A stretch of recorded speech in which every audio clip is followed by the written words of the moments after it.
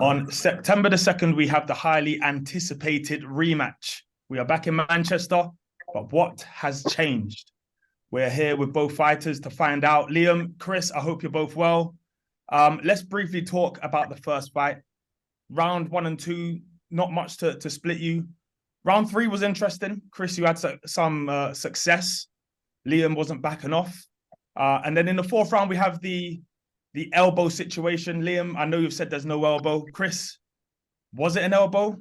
Was the fight stopped too early? Was the fight stopped too early? Listen, I wanted to continue. That's all I know. The referee's the referee. He made his decision. There was no overturning it, but you know, I was on my feet. I wanted to continue. And I'm not a vulnerable fighter. You know, I've been in this game a long time. Someone like me says, listen, let's keep going. Let me keep going. What are you saving me from? More of a beating? This is what we do. We get hit, we get hurt. You know, if he was going to knock me out or put me on the canvas again or continue the onslaught, then good. Let him do that. Give the fans what they want, which is an action-packed fight. Or let me overcome the adversity. Let me get back into the fight. But again, you know, it's all ifs and buts. You know, I was complacent after the 3rd round. After the 3rd round success, you know, I guess maybe I got a little bit too comfortable. Maybe I got a little bit too complacent, and you know, I paid the price. He did what he did. He caught me, and all of a sudden the fight was over. And now we're here. Now we are here. We're back. We're back in fight camp, back in fight mode, getting ready to set the record straight. We're now 4 weeks out. Liam, we've had to wait maybe a little bit longer than you would have hoped for after the injury. How's your camp been? How is the back? Is it fully healed? Yeah, my camp's been going well. Back's fine now. And like I said, Liam Smith fine. Liam Smith, no injuries, beats Chris every day of the week and twice on a Sunday. I said this last time, and I'll say it again. There was a possibility that you may have been able to work through the niggle, and you almost didn't reschedule. The way really, you know, this is what I'll openly get the point across. The whole rescheduling for July was never ever anything to do with me. I pulled out to June 17th. Chris is the man for the excuses, to be totally honest with you. I can name you 5, 6, 7 excuses he's made from the fight, but you know, I pulled out to one date and one date only, June 17th. The fight got rescheduled in July to no reason on my own. And then, you know, then the new date got set. So one date I pulled out of with a back injury. Like I said, that's it. No excuses from my end. Never has been an excuse. No elbow excuse, no fitness excuse, no weight excuse, no referee excuse either. I'll never make an excuse. Fight's almost here now. Chris, is a big one for you. You've relocated, you've changed your trainer. Tell us why, and why Eubank? I wouldn't say I relocated. I've always trained in Vegas. But yeah, the camp's been out here for this fight. I wanted a change of scenery. I wanted a change of energy. And yeah, now I'm officially working with Eubank, Terence Crawford's trainer. I have Terence as well in the corner, Chris. It's fucking not going to help you, mate. So if Terence got beat the weekend, would you have hired Eubank? Yeah, I would have. We had already agreed. We had already agreed before that fight that we were going to work together. Obviously, seeing the outcome just gave me that extra, you know, encouragement and happiness in my decision to take him on. You know, we got 4 weeks left, so I'm not my game plan, my mindset going into this fight isn't going to be changed in 4 weeks.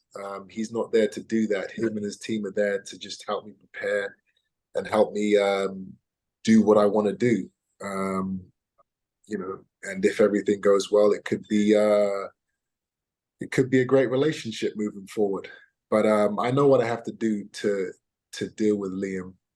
Bomac isn't there to, you know, he's not going to make any huge differences, you know, but I trust in his team. You know, the proof is in the pudding. You saw what happened over the weekend. So, yeah, we're going to go in there. We're going to get the job done.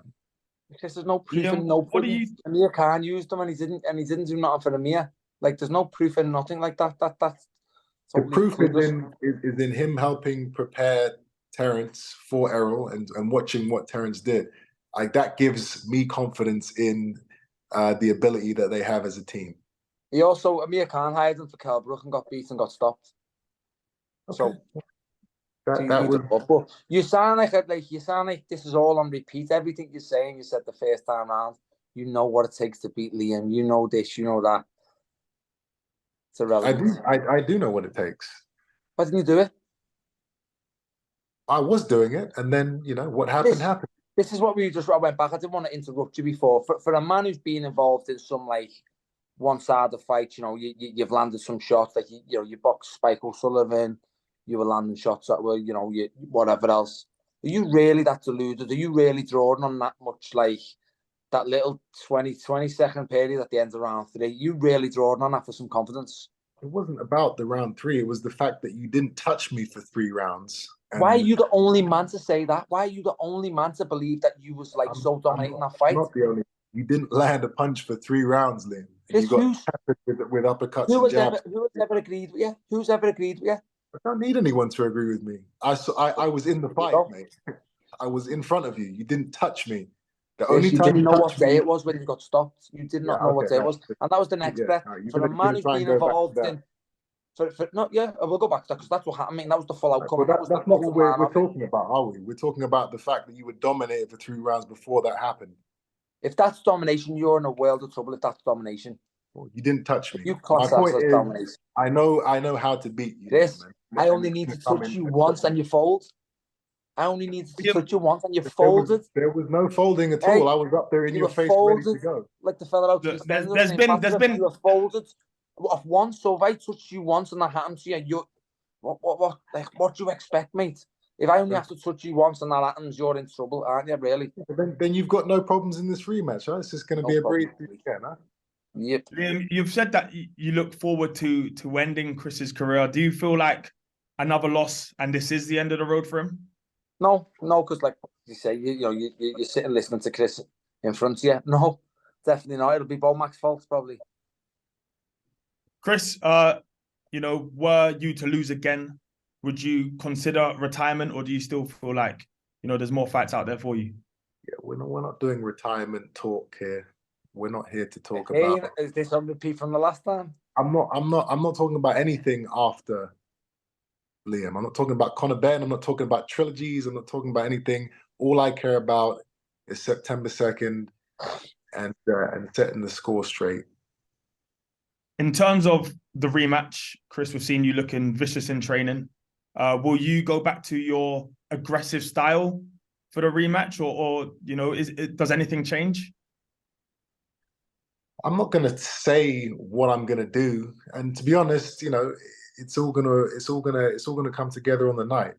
But if I want to go and do exactly what I did in the last fight, that's enough to beat Liam. I already showed that. I just don't. Yes. But whether I box his head off again, or whether I go and then go to war, or whether I do both, you nearly make yourself laugh when you say this. You guys are gonna see. Liam, do you think the fight is still there in Chris? Do you feel like maybe you took something from him in the first fight? Chris knows full well what got took from. He knows full well what's been took from him now. What he's prided his whole career on. And I said beforehand, I respect him as a fighter. I always did. It was why I took the fight on the date I'd be ready for. Knew I needed to be in shape to beat Chris. Good fighter on his day, but prides himself on his chin. His air of invincibility has been cracked now. It's gone, and he knows he can be hurt. And more importantly, he knows it's me who's done it to him. and he's always been able to compete at a high level because he's tough and he's game and he's got a good chin. Now, the next man he's in front of is the man who cracked all the chinks in the arm. It was me who done it. So he's lost that now. And, you know, like I said, Chris will only know what he's like. The next time he steps foot in the ring is the only time we'll see how much that's played a part in new Chris Eubank. Chris, the first fight was exciting, had a dramatic finish. In your mind, will this fight be an even better, more dramatic fight? For sure. There's much more on the line now. There's much more danger in this fight now. What's on the line, Chris? Can I ask just a question? What's on the line? He has his confidence, his newfound confidence, which he didn't have in the first fight. And Chris, you look at the interviews. I said I beat you every day of the week and twice on a Sunday. Yeah, I know that, but talk is cheap. You didn't believe that. That's why when you did win, you're jumping up and down, screaming and crying and hugging your brother. Ram the words down your throat. What you said, Chris? I was told all week I couldn't hear you. That was going to happen. Nobody Chris, thought it was going to happen. Do you want me to play do you want me to play the gloves are off, Chris? Do you want me to replay the gloves are off where you asked me the question? Like I said, talk is cheap. I know you didn't believe what was going to happen. Nobody did. And you know it's not going to happen again. And that's why this fight's going to be so much more exciting, because now it's like I have everything to prove. Before it was kind of like, all right, well, I just need to go in there and win. Now it's like, if I lose, if this happens again, where do I go? So that wasn't the case in the first fight. So it's going to be very interesting to see how that kind of affects my performance. How does this fight end this time, in your opinion, Chris? Questions are so boring every time. How is this going to end? What are you going to do? When's the knockout? What do you want them to ask, Chris? What do you want them to ask? I don't know. Something new. How's the fight going to end? I mean, the fight it's going to end. One of us is going to get stopped. That's for sure. It's not going to go 12 rounds. It can't go 12 rounds. And I'm going to do everything in my power to make sure that that it's a Chris Eubank Jr. win. Liam, when you envision this fight, what do you see happening? Were you shocked with how the first fight went, like Chris said? Like I said, I was shocked how easy he folds. I touched him once and he was like Bambi on ice. Yeah, I was shocked how much he folds off. One right hand, left uppercut, left hook. Yeah, little elbow in the middle of it, and then he's on clear street. So like, I just don't know what way can Chris come next time? Come and have a fight with me. You're there to be nailed. Try and box me like that again, or do whatever he done last time. He makes too many mistakes and I punish him. You're both here now. There's been a lot of animosity, a rivalry. Any questions, any statements, anything that you want to get off your chest to each other with 4 weeks to go? Who's the question to? Both. Who wants to go first? Does anyone have anything to say? Do I have anything to say? I mean, we've said so much already. It's kind of there's not much left to do now except fight. We've done the gloves are off, which is going to come out soon. This is the first digital face-to-face or press conference or whatever you want to call this I've ever done. It's kind of strange, but listen, I'm in a good place. I'm comfortable. I'm happy with the setup. Manchester is going to be. Yeah, it's going to be. Well, I don't know how it's going to be actually. I don't know. It's probably going to be the same as last time. Do you think you gained a few more fans, Chris, with your little Manchester United trick the other day? Did you try and get more fans on board? Is that what you tried to do? Well, it's not trying to get more fans. It's I enjoy watching them play. Are you a Man United fan? Yeah, but it's not about football. It's not about gaining fans. We are we're there to fight, and we're going to be fighting in Manchester. So, it is what it is. I offered you London, Chris. What's that? I offered you London. No, you I didn't. offered you London. You I didn't offered you offer me London. anything, actually. But it came down Okay, to I accepted London, shall we say? I accepted London. right. Okay, yeah. It's the powers that be wanted it in Manchester, and that's fine. I don't mind being Manchester. in hostile territory if that's what it's going to be. I don't know. It was last time, but crowds, fans, support, haters. None of that has ever affected me. I think Liam's the type of guy that needs, he needs a bit of hometown support. He needs to be in a place where there's going to be a lot of, I fought my whole career abroad, mate. I fought my whole career abroad. I fought abroad more times than you. Well, Have you ever fought out in the UK beside Yildirim? We're not talking about abroad. We're talking about in hostile territory. In Russia. I fought a Mexican in Mexico. I fought Canelo in Texas. I fought Tommy Munguia in Vegas. But we're talking about hostile territory. So I'm just saying, have you, besides having the Yildirim, have you fought outside the UK? I've been in more backyards than you. Let's just put it that way. Chris, do you want me to be honest with you? That's because you can't sell in London, mate, or you can't sell in Brighton. Okay, all right. That's true. You're a big name on TV, but you can't sell a bum on a seat. You know that for a fact yourself. And come on, that's just you're a big name in TV. You're a big name in. I can't sell any tickets. Nobody cares. Yeah, all right. What's next? Yeah, no, see, no, we're having a conversation. Now you're putting a. I know, but it's boring. It's boring. I've heard that before. Let's talk about something else. What are you gonna do, Liam? Are you gonna do anything different? You're a big enough name to get people to your city or your venues, and you can't do it. Okay, that's good. Everybody's talking about what am I gonna do differently? Let's talk about you. What are you gonna do? Nothing. I'm gonna just pick either a right or a left and see which one comes first. I don't need to do. What do I need to change, Chris? Well, I don't know. Everyone's always asking me what am I going to do differently. I'm just. You got stopped, mate. You got stopped in 4 rounds. That's why. That's why people's going to ask you. No, people need to ask you because you got stopped in 4 rounds. I didn't get stopped. I didn't get budged. I didn't get.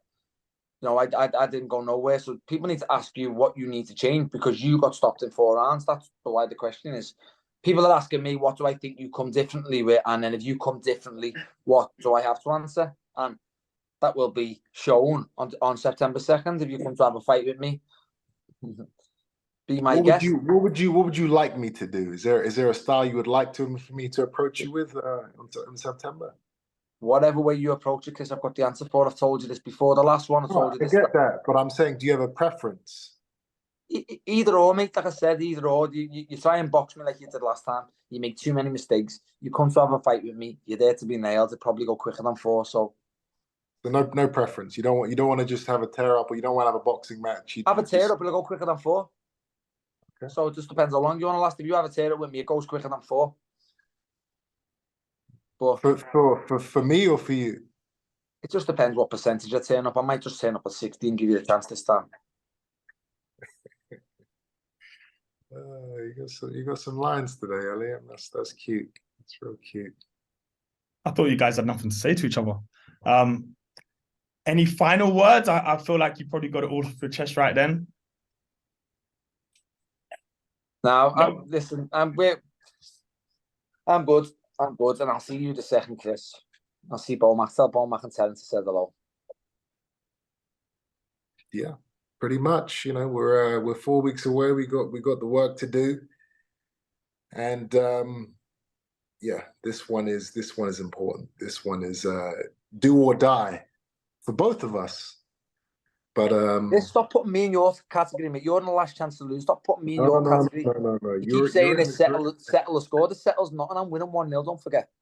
You keep saying this. I don't want to reiterate it to you because I'm like I said, I'll beat you again. But you keep saying settle the score. Regardless, if you was to ever win this fight, you still make it 1-1. It doesn't settle no score. But it settles the score for me, and that is obviously what I'm referring to when I say that. People keep talking about trilogies and all this stuff. It's who knows? But I'm not. I'm not. We went 1-1, like, but Trilogy's a little bit a long way away for you just yet, though. You only Like have a Trilogy when it's 1-1. I'm not thinking about that. All I'm thinking about is how I'm going to take you apart in a few weeks' time, and it's going to happen. How? I already asked you what you would preferred. You know, if you tell me what you want, then I'll take you apart that way. You just got to tell me. I'm asking how you're going to take me apart. I've already took you apart. I took you apart, no bother. Oh, so you didn't I'm take asking me apart. You caught me with one shot. That's not taking somebody apart. That's a one-hit wonder. That's never going to happen again.